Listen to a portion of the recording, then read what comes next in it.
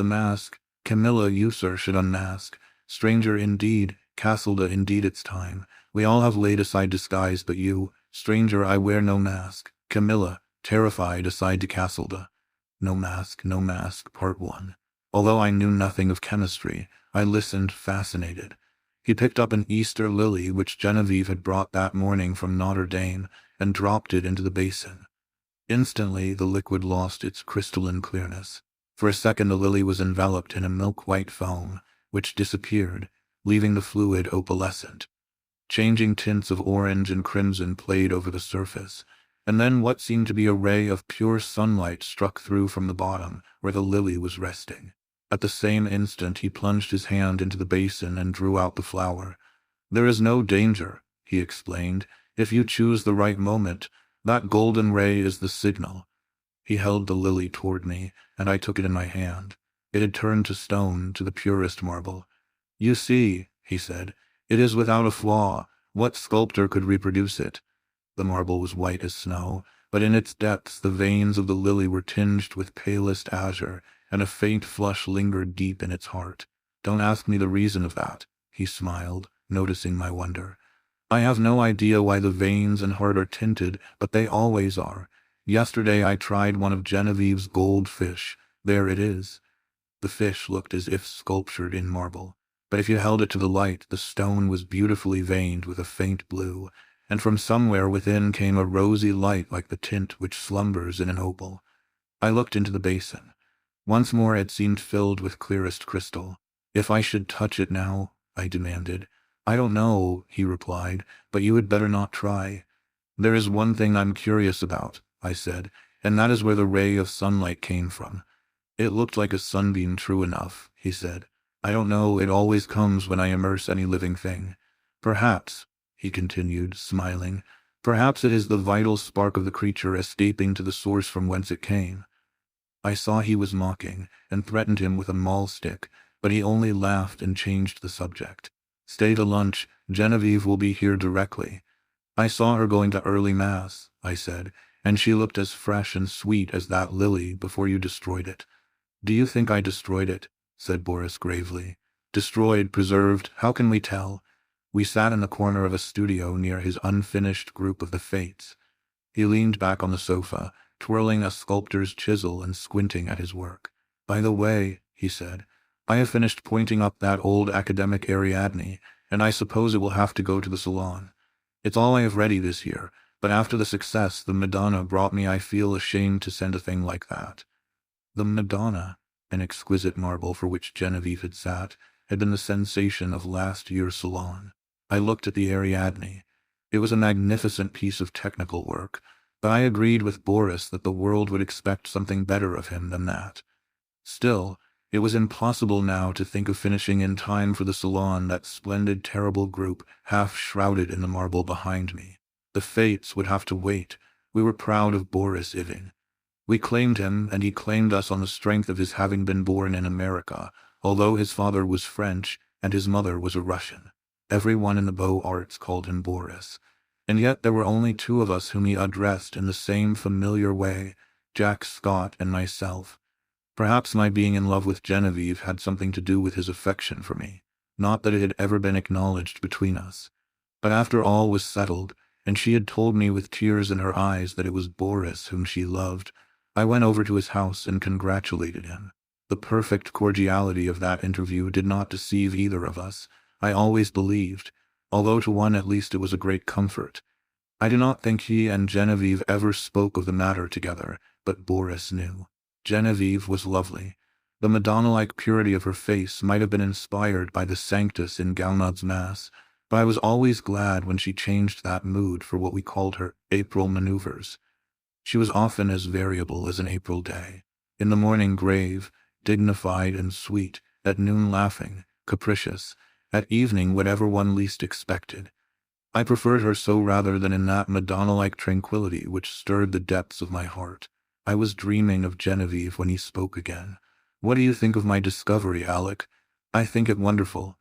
I shall make no use of it, you know, beyond satisfying my own curiosity so far as may be, and the secret will die with me." "It would be rather a blow to sculpture, would it not?" We painters lose more than we ever gain by photography. Boris nodded, playing with the edge of the chisel. This new vicious discovery would corrupt the world of art. No, I shall never confide the secret to anyone, he said slowly. It would be hard to find anyone less informed about such phenomena than myself. But of course I had heard of mineral springs so saturated with silica that the leaves and twigs which fell into them were turned to stone after a time. I dimly comprehended the process, how the silica replaced the vegetable matter, atom by atom, and the result was a duplicate of the object in stone. This, I confess, had never interested me greatly, and as for the ancient fossils thus produced, they disgusted me. Boris, it appeared, feeling curiosity instead of repugnance, had investigated the subject, and had accidentally stumbled on a solution which, attacking the immersed object with a ferocity unheard of, in a second did the work of years. This was all I could make out of the strange story he had just been telling me. He spoke again after a long silence. I am almost frightened when I think what I have found. Scientists would go mad over the discovery. It was so simple, too. It discovered itself. When I think of that formula, and that new element precipitated in metallic scales, what new element? Oh, I haven't thought of naming it, and I don't believe I ever shall. There are enough precious metals now in the world to cut throats over. I pricked up my ears. Have you struck gold, Boris? No, better. But see here, Alec, he laughed, starting up. You and I have all we need in this world. Ah, how sinister and covetous you look already. I laughed too, and told him I was devoured by the desire for gold, and we had better talk of something else. So when Geneviève came in shortly after, we had turned our backs on alchemy. Geneviève was dressed in silvery gray from head to foot. The light glinted along the soft curves of her fair hair as she turned her cheek to Boris. Then she saw me and returned my greeting. She had never before failed to blow me a kiss from the tips of her white fingers, and I promptly complained of the omission. She smiled and held out her hand, which dropped almost before it had touched mine. Then she said, looking at Boris, "You must ask Alec to stay for luncheon."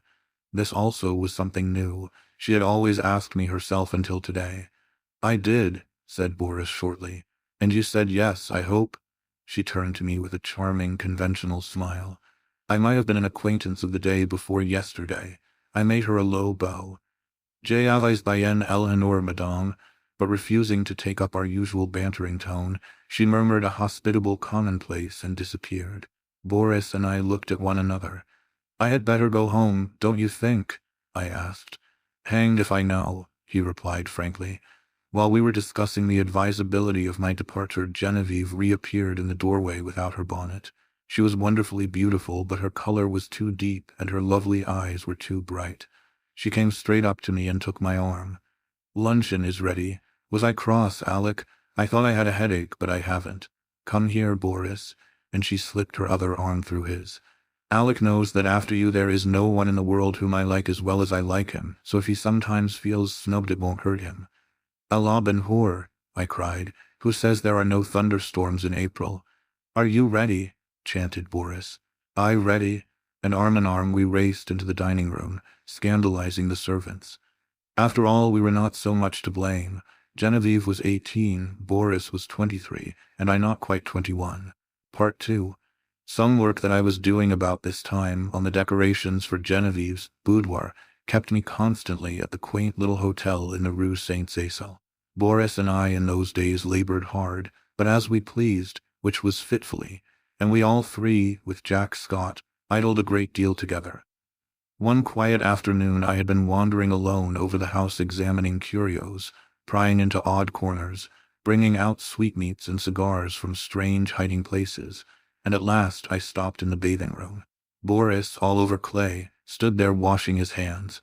The room was built of rose-colored marble excepting the floor, which was tessellated in rose and gray. In the center was a square pool sunken below the surface of the floor. Steps led down into it. Sculptured pillars supported a frescoed ceiling.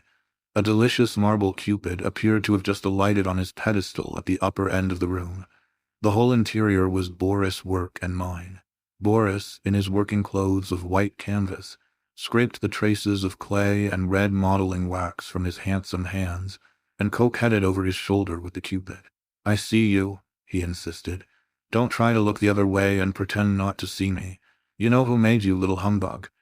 It was always my role to interpret Cupid's sentiments in these conversations, and when my turn came I responded in such a manner that Boris seized my arm and dragged me toward the pool, declaring he would duck me.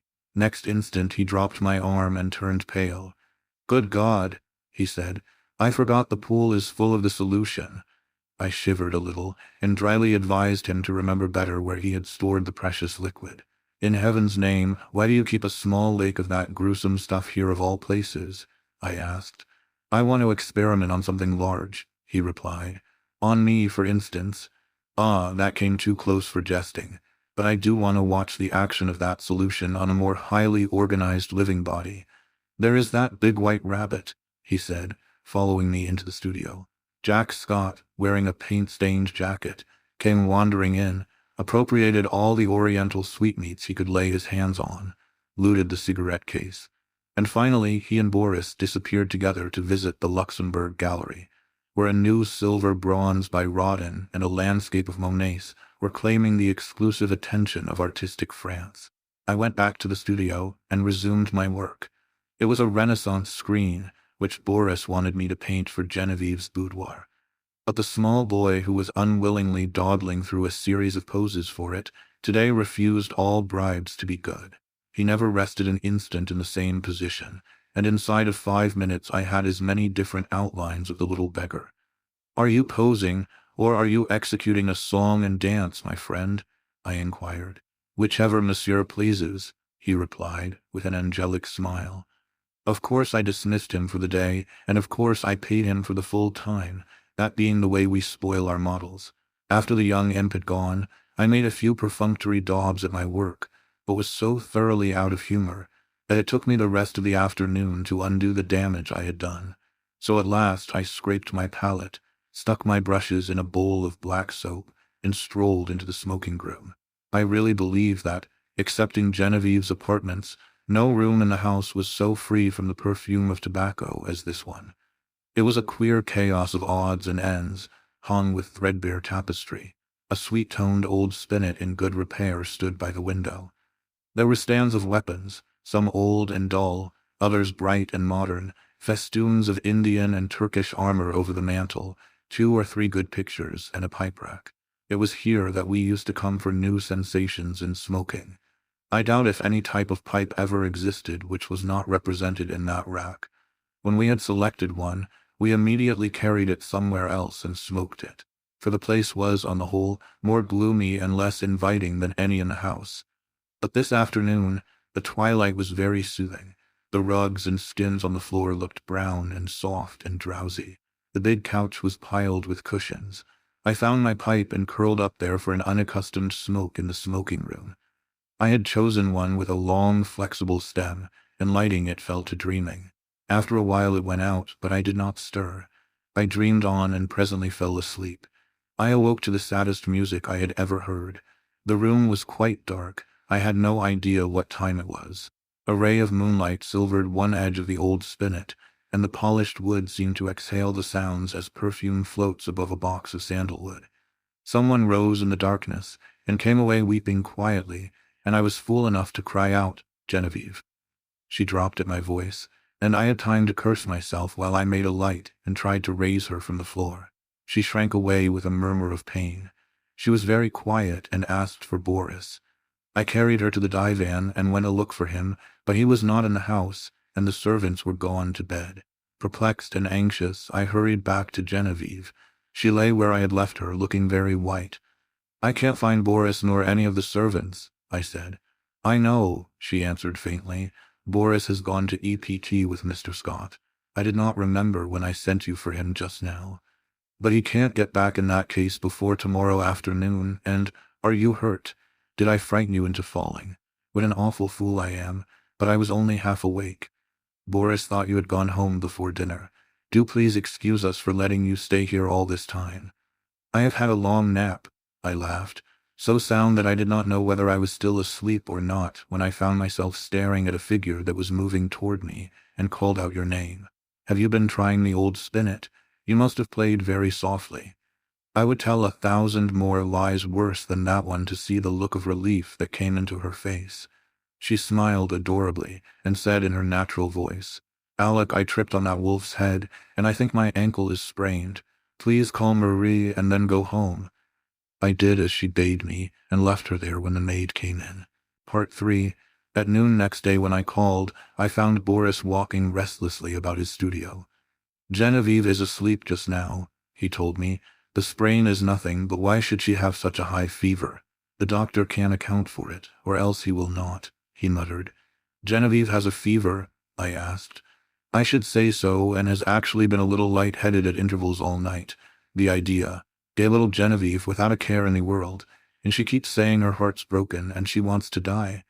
My own heart stood still.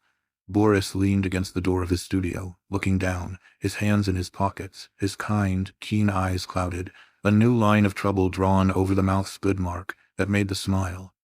The maid had orders to summon him the instant Geneviève opened her eyes. We waited, and Boris, growing restless, wandered about, fussing with modeling wax and red clay. Suddenly he started for the next room. "Come and see my rose-colored bath full of death," he cried. "Is it death?" I asked, to humor his mood. "You are not prepared to call it life, I suppose," he answered. As he spoke, he plucked a solitary goldfish squirming and twisting out of its globe. "We'll send this one after the other, wherever that is," he said.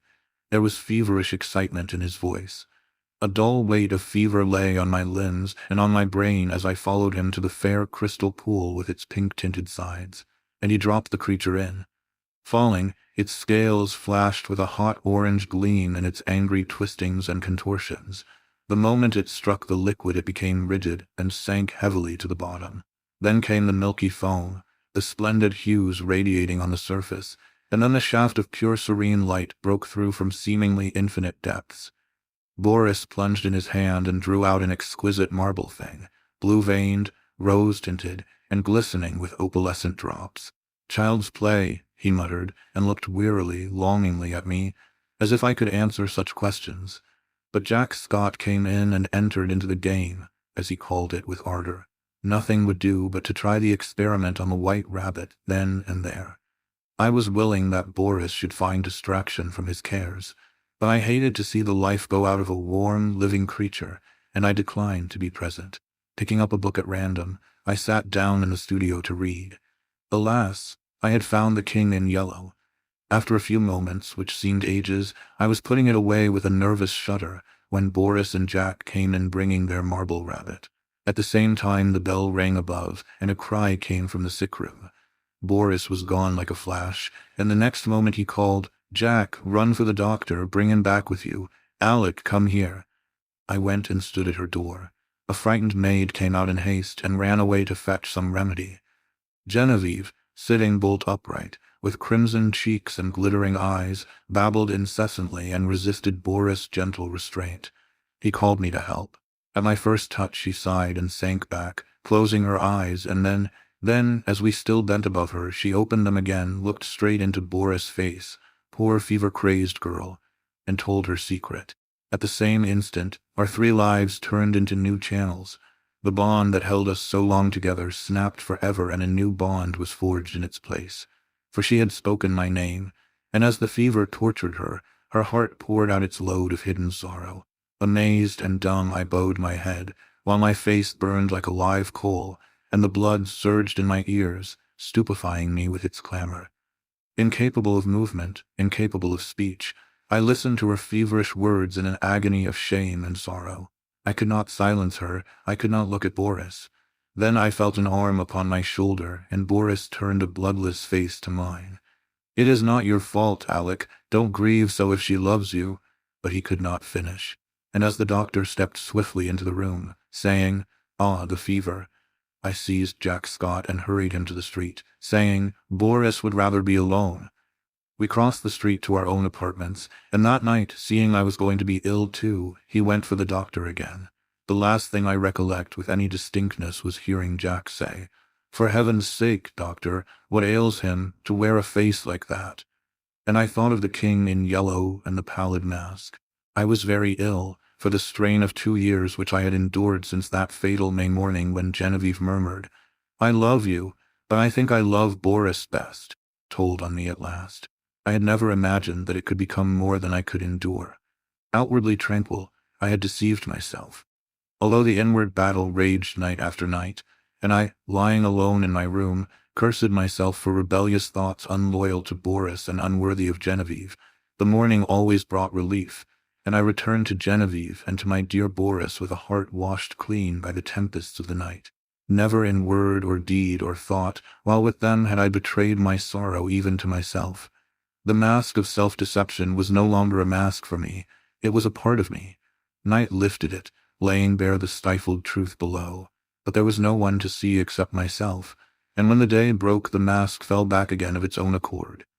These thoughts passed through my troubled mind as I lay sick, but they were hopelessly entangled with visions of white creatures, heavy as stone, crawling about in Boris Basin, of the wolf's head on the rug, foaming and snapping at Geneviève, who lay smiling beside it.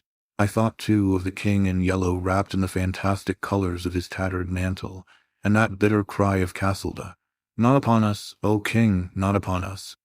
Feverishly I struggled to put it from me, but I saw the lake of holly, thin and blank, without a ripple or wind to stir it, and I saw the towers of Carcosa behind the moon. Aldebaran, the Hydes, Aelor, Haster, glided through the cloud rifts which fluttered and flapped as they passed like the scalloped tatters of the king in yellow. Among all these, one sane thought persisted. It never wavered, no matter what else was going on in my disordered mind, that my chief reason for existing was to meet some requirement of Boris and Geneviève. What this obligation was, its nature, was never clear. Sometimes it seemed to be protection, sometimes support, through a great crisis. Whatever it seemed to be for the time, its weight rested only on me, and I was never so ill or so weak that I did not respond with my whole soul. There were always crowds of faces about me, mostly strange, but a few I recognized, Boris among them. Afterward they told me that this could not have been, but I know that once at least he bent over me.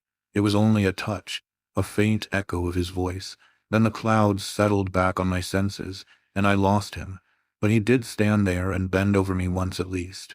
At last, one morning I awoke to find the sunlight falling across my bed, and Jack Scott reading beside me. I had not strength enough to speak aloud, neither could I think, much less remember, but I could smile feebly, as Jack's eye met mine, and when he jumped up and asked eagerly if I wanted anything, I could whisper, "Yes, Boris." Jack moved to the head of my bed, and leaned down to arrange my pillow. I did not see his face, but he answered heartily, "You must wait, Alec. You are too weak to see even Boris." I waited, and I grew strong. In a few days I was able to see whom I would, but meanwhile I had thought and remembered. From the moment when all the past grew clear again in my mind, I never doubted what I should do when the time came, and I felt sure that Boris would have resolved upon the same course so far as he was concerned. As for what pertained to me alone, I knew he would see that also as I did. I no longer asked for anyone. I never inquired why no message came from them. Why during the week I lay there, waiting and growing stronger, I never heard their names spoken. Preoccupied with my own searchings for the right way, and with my feeble but determined fight against despair, I simply acquiesced in Jack's reticence, taking for granted that he was afraid to speak of them, lest I should turn unruly and insist on seeing them. Meanwhile I said over and over to myself, how would it be when life began again for us all? We would take up our relations exactly as they were before Geneviève fell ill. Boris and I would look into each other's eyes, and there would be neither rancor nor cowardice nor mistrust in that glance. I would be with them again for a little while in the dear intimacy of their home, and then, without pretext or explanation, I would disappear from their lives forever. Boris would know, Geneviève. The only comfort was that she would never know. It seemed, as I thought it over, that I had found the meaning of that sense of obligation which had persisted all through my delirium, and the only possible answer to it. So when I was quite ready, I beckoned Jack to me one day and said, "Jack, I want Boris at once, and take my dearest greeting to Geneviève." When at last he made me understand that they were both dead, I fell into a wild rage that tore all my little convalescent strength to atoms. I raved and cursed myself into a relapse, from which I crawled forth some weeks afterward a boy of 21, who believed that his youth was gone forever. I seemed to be past the capability of further suffering, and one day when Jack handed me a letter and the keys to Boris' house, I took them without a tremor and asked him to tell me all. It was cruel of me to ask him, but there was no help for it, and he leaned wearily on his thin hands to reopen the wound which could never entirely heal. He began very quietly. "Alec, unless you have a clue that I know nothing about, you will not be able to explain any more than what has happened. I suspect that you would rather not hear these details, but you must learn them, else I would spare you the relation. God knows I wish I could be spared the telling. I shall use few words. That day when I left you in the doctor's care and came back to Boris, I found him working on the fates. Geneviève, he said, was sleeping under the influence of drugs. She had been quite out of her mind, he said. He kept on working, not talking anymore, and I watched him. Before long, I saw that the third figure of the group, the one looking straight ahead, out over the world, bore his face. Not as you ever saw it, but as it looked then and to the end. This is one thing for which I should like to find an explanation, but I never shall. Well, he worked, and I watched him in silence, and we went on that way until nearly midnight. Then we heard the door open and shut sharply, and a swift rush in the next room.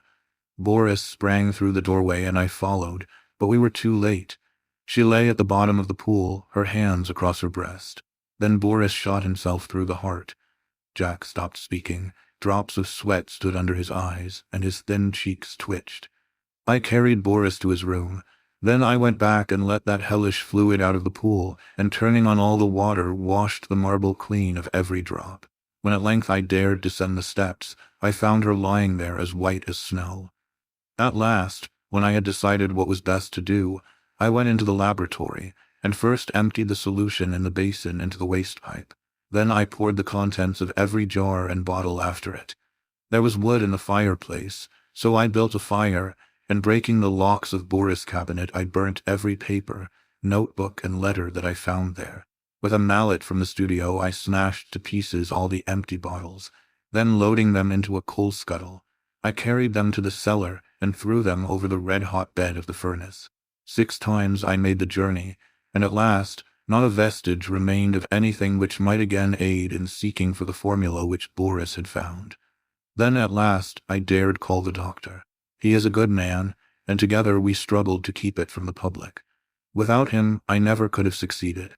At last we got the servants paid and sent away into the country, where old Rosier keeps them quiet with stories of Boris and Genevieve's travels in distant lands, from whence they will not return for years. We buried Boris in the little cemetery of Severs. The doctor is a good creature, and knows when to pity a man who can bear no more. He gave his certificate of heart disease and asked no questions of me. Then, lifting his head from his hands, he said, "Open the letter, Alec. It is for us both." I tore it open. It was Boris, dated a year before. He left everything to Geneviève, and in case of her dying childless, I was to take control of the house in the Rue Saint-Cécile, and Jack Scott the management at EPT. On our deaths, the property reverted to his mother's family in Russia, with the exception of the sculptured marbles executed by himself. These he left to me. The page blurred under our eyes, and Jack got up and walked to the window. Presently he returned and sat down again. I dreaded to hear what he was going to say, but he spoke with the same simplicity and gentleness. Geneviève lies before the Madonna in the marble room. The Madonna bends tenderly above her, and Geneviève smiles back into that calm face that never would have been except for her. His voice broke, but he grasped my hand, saying, "Courage, Alec." Next morning he left for EPT to fulfill his trust. Part 4. The same evening I took the keys and went into the house I had known so well. Everything was in order, but the silence was terrible. Though I went twice to the door of the marble room, I could not force myself to enter. It was beyond my strength. I went into the smoking room and sat down before the spinet. A small lace handkerchief lay on the keys, and I turned away, choking. It was plain I could not stay, so I locked every door, every window, and the 3 front and back gates, and went away. Next morning Alcide packed my valise, and leaving him in charge of my apartments, I took the Orient Express for Constantinople. During the 2 years that I wandered through the East, At first, in our letters, we never mentioned Geneviève and Boris, but gradually their names crept in. I recollect particularly a passage in one of Jack's letters replying to one of mine. Would you tell me of seeing Boris bending over you while you lay ill, and feeling his touch on your face, and hearing his voice, of course troubles me. This that you describe must have happened a fortnight after he died. I say to myself that you were dreaming, that it was part of your delirium, but the explanation does not satisfy me, nor would it you. Toward the end of the second year, a letter came from Jack to me in India, so unlike anything that I had ever known of him that I decided to return at once to Paris. He wrote, "I am well, and sell all my pictures as artists do who have no need of money. I have not a care of my own, but I am more restless than if I had. I am unable to shake off a strange anxiety about you. It is not apprehension, it is rather a breathless expectancy. Of what, God knows. I can only say it is wearing me out. Nights I dream always of you and Boris. I can never recall anything afterward, but I wake in the morning with my heart beating, and all day the excitement increases until I fall asleep at night to recall the same experience. I am quite exhausted by it, and have determined to break up this morbid condition. I must see you. Shall I go to Bombay, or will you come to Paris?" I telegraphed him to expect me by the next steamer. When we met I thought he had changed very little. He insisted, looked in splendid health. It was good to hear his voice again, and as we sat and chatted about what life still held for us, we felt that it was pleasant to be alive in the bright spring weather. We stayed in Paris together a week, and then I went for a week to EPT with him, but first of all we went to the cemetery at Sèvres, where Boris lay. "Shall we place the Fates in the little grove above him?" Jack asked, and I answered, "I think only the Madonna should watch over Boris' grave." But Jack was none the better for my homecoming. The dreams of which he could not retain even the least definite outline continued, and he said that at times the sense of breathless expectancy was suffocating. "You see I do you harm and not good," I said. "Try a change without me." So he started alone for a ramble among the Channel Islands, and I went back to Paris. I had not yet entered Boris' house, now mine, since my return, but I knew it must be done. It had been kept in order by Jack. There were servants there, so I gave up my own apartment and went there to live. Instead of the agitation I had feared, I found myself able to paint there tranquilly. I visited all the rooms, all but one. I could not bring myself to enter the marble room where Geneviève lay, and yet I felt the longing growing daily to look upon her face, to kneel beside her. One April afternoon, I lay dreaming in the smoking room, just as I had lain 2 years before, and mechanically I looked among the tawny eastern rugs for the wolfskin. At last I distinguished the pointed ears and flat cruel head, and I thought of my dream where I saw Geneviève lying beside it. The helmets still hung against the threadbare tapestry, among them the old Spanish morion which I remembered Geneviève had once put on when we were amusing ourselves with the ancient bits of mail. I turned my eyes to the spinet. Every yellow key seemed eloquent of her caressing hand, and I rose, drawn by the strength of my life's passion, to the sealed door of the marble room. The heavy doors swung inward under my trembling hands. Sunlight poured through the window, tipping with gold the wings of Cupid, and lingered like a nimbus over the brows of the Madonna. Her tender face bent in compassion over a marble form so exquisitely pure that I knelt and signed myself. Geneviève lay in the shadow under the Madonna, and yet, through her white arms, I saw the pale azure vein, and beneath her softly clasped hands the folds of her dress were tinged with rose, as if from some faint warm light within her breast. Bending with a breaking heart, I touched the marble drapery with my lips, then crept back into the silent house. A maid came and brought me a letter, and I sat down in the little conservatory to read it. But as I was about to break the seal, seeing the girl lingering, I asked her what she wanted. She stammered something about a white rabbit that had been caught in the house, and asked what should be done with it. I told her to let it loose in the walled garden behind the house, and opened my letter. It was from Jack, but so incoherent that I thought he must have lost his reason. It was nothing but a series of prayers to me not to leave the house until he could get back. He could not tell me why. There were the dreams, he said. He could explain nothing, but he was sure that I must not leave the house in the Rue Saint-Cécile. As I finished reading, I raised my eyes and saw the same maidservant standing in the doorway holding a glass dish in which 2 goldfish were swimming. "Put them back into the tank, and tell me what you mean by interrupting me," I said. With a half-suppressed whimper, she emptied water and fish into an aquarium at the end of the conservatory, and turning to me asked my permission to leave my service. She said people were playing tricks on her, evidently with a design of getting her into trouble.